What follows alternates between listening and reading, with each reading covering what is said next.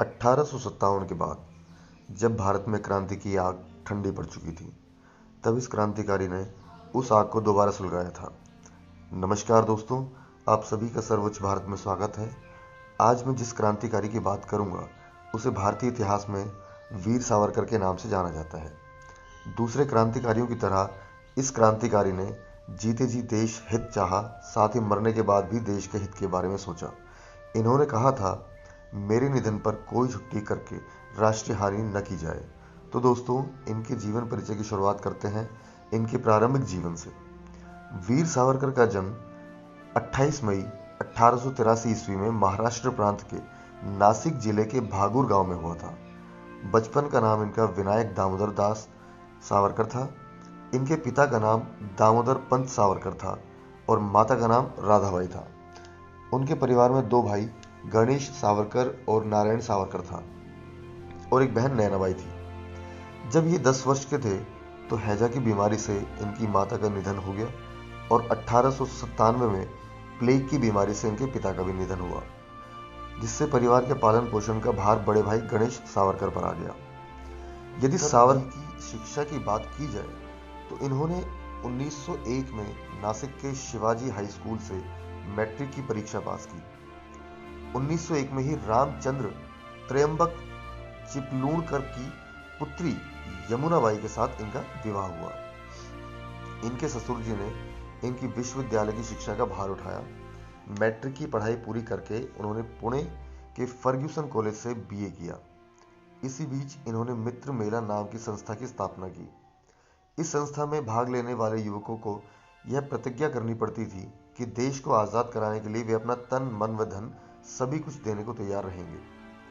आगे जाकर इन्होंने अभिनव भारत नाम का संगठन बनाया। देश के प्रति वीर सावरकर और उनके साथी युवकों का उत्साह देखकर एक बार बाल गंगाधर तिलक ने अपने समाचार पत्र में लिखा कि महाराष्ट्र में शिवाजी ने पुनः जन्म ले लिया है। 1905 में बंगाल विभाजन के ये विरोधी थे। इन्होंने विदेशी वस्त्रों की होली जलाई, जिसके कारण इन्हें कॉलेज से निकाल दिया गया। परंतु सावरकर ने अपने मित्रों की सहायता से पढ़ाई चालू रखी। परीक्षा में सर्वप्रथम स्थान प्राप्त किया। फर्ग्यूसन कॉलेज से बीए की परीक्षा उत्तीर्ण करने के पश्चात इन्होंने अपनी कानून की पढ़ाई लंदन जाकर की। लंदन में महर्षि दयानंद के क्रांतिकारी शिष्य श्यामजी कृष्ण वर्मा से इनकी भेंट हुई। इन्होंने इनका स्वागत किया और इंडिया हाउस में ही अपने पास रोक लिया। पढ़ाई के साथ साथ सावरकर ने अंग्रेजों द्वारा लिखा हुआ भारत का इतिहास पढ़ा। दरअसल 1857 की क्रांति के असफल होने पर ब्रिटिश शासन द्वारा इनके सभी साक्ष्य मिटा दिए गए, जिससे आम लोगों में संगठन की भावना और शासन के प्रति दोबारा आक्रोश पैदा ना हो सके, और अंग्रेजों ने इस क्रांति को सैनिक विद्रोह कहा। लेकिन सावरकर एक ओजस्वी कवि, लेखक के साथ साथ एक महान विद्यार्थी भी थे। इन्होंने देश विदेश की ढेरों पुस्तकें पढ़ रखी थी और ये फ्रांसीसी क्रांति से काफी प्रभावित थे। ये जानते थे, जन चेतना के लिए 1857 की क्रांति को आम लोगों तक पहुंचाना जरूरी है, क्योंकि जब भारतीय अंग्रेजी शासन से मानसिक रूप से लड़ने के लिए मजबूत हो जाएंगे तो स्वराज्य का अपना सपना साकार होने में ज्यादा वक्त नहीं लगेगा। दरअसल 1857 की क्रांति को प्रथम स्वतंत्रता संग्राम का भी नाम वीर सावरकर ने ही दिया था। इन्होंने 1857 की क्रांति के बारे में गहराई से अध्ययन किया और 1909 में इन्होंने एक ऐसी किताब लिखी जिसने भारतीय इतिहास को बदल कर रख दिया। इस किताब का नाम था the history of the war of Indian independence. 1857 की दबी क्रांति के इतिहास को भारत और दुनिया के सामने प्रस्तुत किया। अंग्रेज भी इस बात को जानते थे कि भारतीयों में चेतना और विद्रोह की चाहत बखूबी आ गई है, तो उनके पास भारत छोड़ने के अलावा कोई और विकल्प नहीं बचेगा। इसलिए अंग्रेजों ने इस किताब के प्रकाशन पर रोक लगा दी। ये पहला मौका था जब सावरकर ब्रिटिश शासन की नजरों में आ गए। अपनी किताब के प्रकाशन के लिए सावरकर लंदन से लेकर पेरिस और जर्मनी तक गए, किंतु वे सभी जगह असफल रहे। बाद में ये किताब किसी प्रकार गुप्त रूप से हॉलैंड से प्रकाशित हुई और इसकी प्रतियां यानी इस किताब की कॉपी फ्रांस पहुंचाई गई। इसी किताब को बाद में नेताजी सुभाष चंद्र बोस और भगत सिंह ने प्रकाशित करके जनता में मुफ्त बांटा। इधर सावरकर ने जिस अभिनव भारत की स्थापना की थी, उस अभिनव भारत का विचार होने लगा। उसमें कई क्रांतिकारी और राष्ट्रवादी जुड़ने लगे।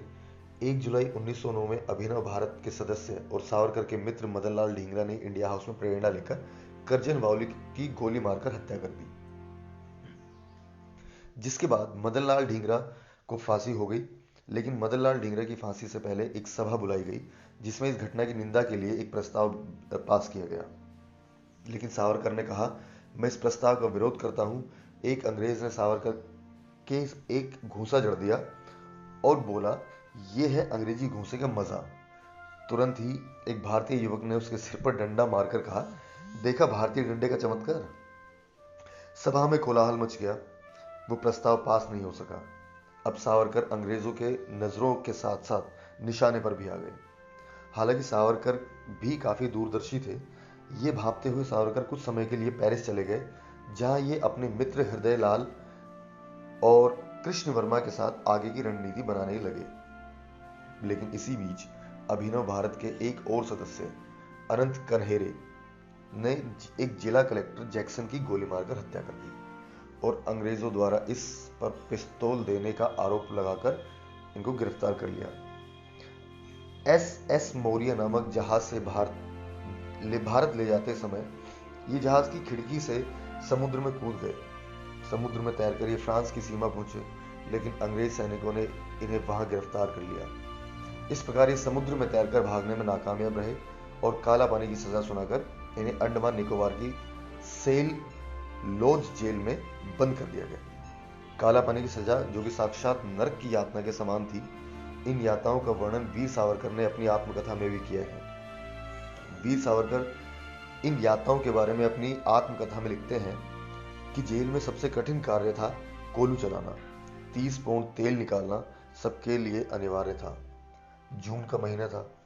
3-4 कटोरी पानी बड़ी यातनाओं के साथ पूरे दिन में मिलता था। नंबरदार बड़े क्रूर होते थे। वे गाली, थप्पड़, डंडा तो बात बात पर मारते ही थे। खाने के नाम पर बहुत बुरा हाल था। खट्टी तरकारी तथा कच्ची रोटी, वो भी 30 पौंड तेल निकालने के बाद मिलता था। एक बार सावरकर जून के महीने में प्रातः काल से ही कोलू चला रहे थे। 12 बजे तक खाने को कुछ न मिला तथा गर्मी चढ़ गई। चक्कर खाकर सावरकर गिर पड़े। उनके ऊपर जेल पुलिसकर्मी बैत मार रहा था और मारते मारते खाल उतर गई। वे कहते हैं कि मुझे ऐसा लगा कि महर्षि दयानंद मेरे सामने खड़े हैं और मानो ये कह रहे हैं कि तुम सावरकर उठो और अपना लक्ष्य पूरा करो। आपका ये बलिदान व्यर्थ नहीं जाएगा। मैं खड़ा हुआ और गोलू चलाने लगा। फिर मैंने पानी मांगा। पानी के स्थान पर फिर गाली और डंडे पड़े। हिम्मत करके उस दिन का लक्ष्य पूरा हुआ। 15 अगस्त 1947 को भारत आजाद हुआ। जिस आजाद भारत का सपना भगत सिंह, चंद्रशेखर आजाद, राम प्रसाद बिस्मिल्ला और दूसरे कई क्रांतिकारियों ने देखा, उस भारत की आजादी को इन्होंने अपनी आंखों से देखा था। 26 फरवरी 1966 को वीर सावरकर का निधन हो गया। वीर सावरकर के जीवन परिचय को एक ही वीडियो में सिमट कर नहीं बताया जा सकता।